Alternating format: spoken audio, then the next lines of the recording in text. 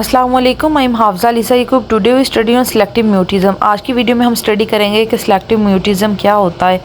इसका diagnostic criteria क्या है, इसके अलावा इसके फंक्शनल कॉन्सिक्वेंसेस क्या हैं,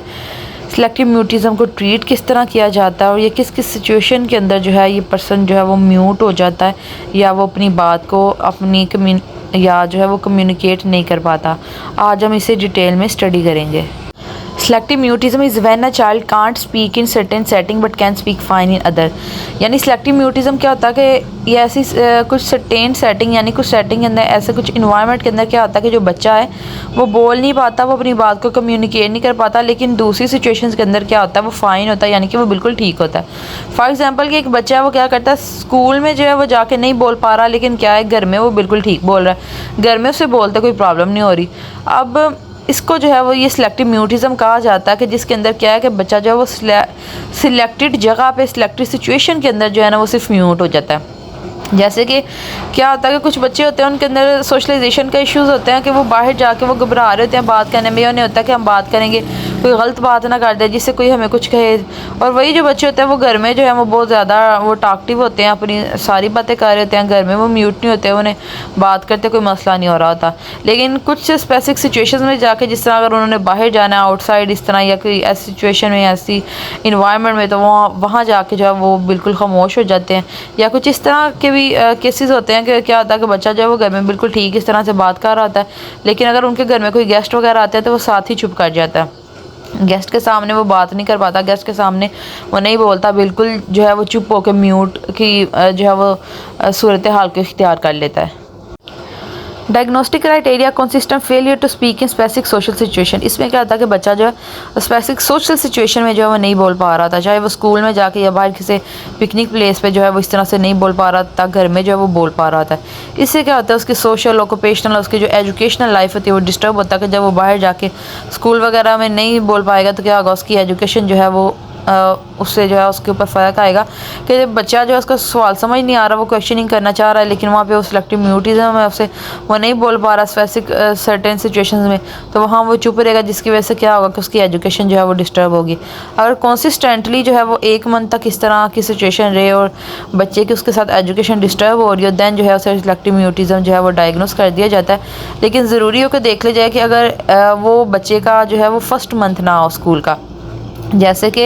अगर बच्चा जो है वो जा रहा है एक स्कूल में जाता है और वहाँ जाके यानी या उसने स्कूल को चेंज किया है और वो नए इन्वायरमेंट में जाके जो है वो उस इन्वायरमेंट में नहीं बोल पा रहा या वो चुप है, तो उसको इसके अंदर जो है वो ऐड ऑन नहीं किया जाएगा, कंट्रीब्यूट नहीं किया जाएगा कि हो सकता है कि बच्चा भी न्यू उसका वो शिफ्ट हुआ है, उसका इन्वायरमेंट चेंज हुआ इसलिए वो चुप है और आहिस्ता आहिस्ता जो है वो ठीक हो जाए। बट अगर बच्चा वैसे ही पुराना है और नॉर्मल रूटीन जा रही है और उसको इस तरह सिलेक्टिव म्यूटिज़म है और 1 मंथ का कंसिस्टेंट जो है वो टाइम पीरियड हो गया, दैन जो है उसे सिलेक्टिव म्यूटिज़म डायग्नोस किया जाता है। इसमें जो वो बच्चा नहीं बोल पा रहा था तो उसमें हमने देखना होता है कि जो बच्चा नहीं बोल पा रहा तो क्या उसके पीछे, यानी कि अगर एक टीचर ने एक बच्चे से सवाल किया है तो अगर बच्चा नहीं बोला तो उसके पीछे ये नहीं है कि बच्चे को सिलेक्टिव म्यूटिज़म है, उसके पीछे ये भी तो हो सकता है कि बच्चे को वो वहाँ से ना आता हो, बच्चे के पास लैक ऑफ नॉलेज हो, नहीं उसे पता या वो आपकी जो लैंग्वेज है उसे वो अंडरस्टैंड नहीं कर पा रहा, जिसकी वजह से जो है वो चुप है। और ना ही जो है उसे कोई और कम्युनिकेशन डिसऑर्डर है, ना कोई उसे स्टटरिंग है इस तरह के वो बोलेगा और कोई उसे बुली करेगा जिसकी वजह से वो चुप है और वो नहीं बोल पा रहा। अगर ऐसा कुछ भी उसे प्रॉब्लम नहीं है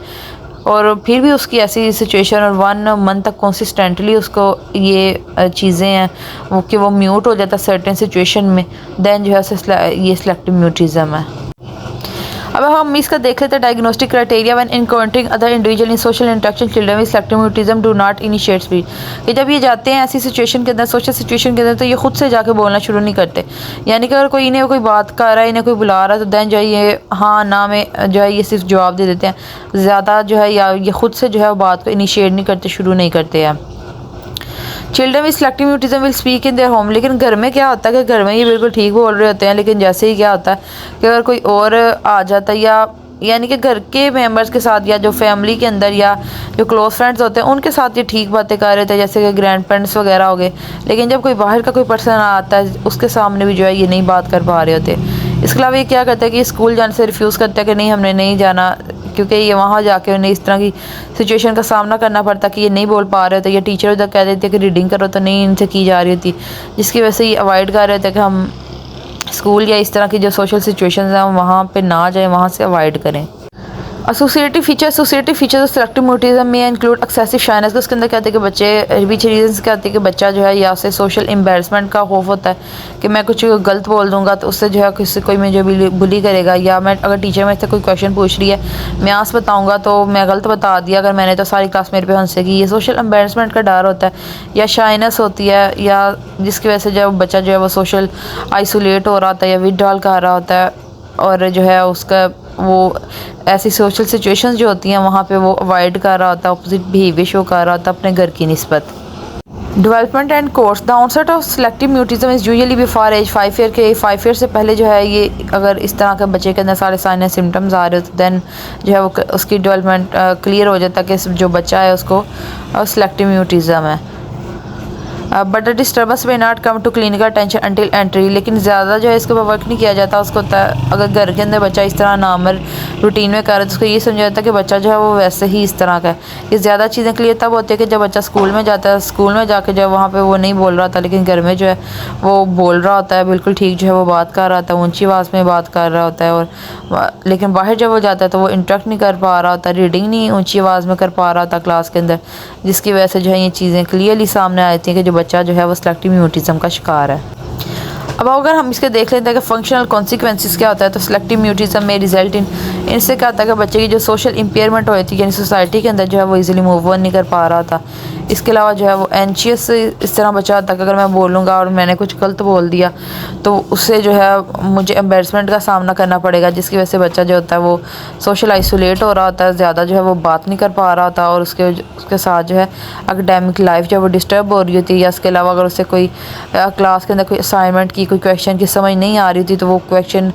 भी नहीं कर पा रहा था कि मुझे इस चीज़ की समझ नहीं आई तो मुझे दोबारा समझाई जाए, वो चुप करके उधर जो है वो बैठा रहता है, जिसकी वजह से उसे जो है वो नेगेटिव कॉन्सिक्वेंसेस का सामना करना पड़ता है। इसका ट्रीटमेंट ये है कि सीबीटी जो है वो सीबीटी फॉर चाइल्ड जो है वो बच्चे पे अप्लाई की जाती है। इसके अलावा जो स्टिमुलस जिससे वो डर आता है उसे फेड किया जाता है, कम किया जाता है। इसके अलावा क्या आहिस्ता आहिस्ता जो है उसे स्पेयर करवाया जाता है,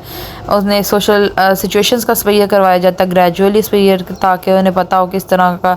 कुछ भी नहीं है और आहिस्ता आहिस्ता जो है वो सिचुएशन को फेस करना शुरू करें, उनके बिहेवियर को चेंज किया जाता है, शेप किया जाता है। इसके अलावा मेडिसिन भी इस ट्रीटमेंट के लिए यूज़ की जाती है और पॉजिटिव रीइंफोर्समेंट को यूज़ किया जाता है। कि जैसे कि अगर एक बच्चे को मोटिवेट करना कि तुमने अगर कोई तुम्हें क्वेश्चंस कोई चीज़ समझ नहीं आई तो तुमने उसी टाइम जो है उधर टीचर से खड़े होकर वो क्लास के अंदर वो क्वेश्चनिंग करनी है, ताकि अगर बच्चा उधर ही क्वेश्चनिंग करेगा तो क्या होगा जब वो घर आके उस चीज़ को करने लगेगा तो उसको वो चीज़ें ज़्यादा अच्छे से जो है वो क्लियर होंगी, उसको पता होगा कि उसने किस तरह से जो है उस काम को करना है। तो इस तरह से उन्हें मोटिवेट किया जाता है, रीइंफोर्स किया जाता है कि आपने जो है ये क्वेश्चनिंग करनी है। और जब वो क्वेश्चनिंग करें तो उसे पॉजिटिव रीइंफोर्समेंट यानी कि उसे अप्रिशिएट किया जाए कि हाँ तुमने अच्छा किया, तुमने बहुत अच्छा किया कि तुमने क्वेश्चन किया। या अगर वो आगे से किसी क्वेश्चन का आंसर दे रहा है देन भी उसे अप्रिशिएट किया जाए कि तुमने जो है वो आंसर दिया, चाहे वो आंसर ठीक दे या ना दे, वो बाद में जो है वो उस चीज़ को देखा जाएगा। लेकिन कि एक पर्सन जो है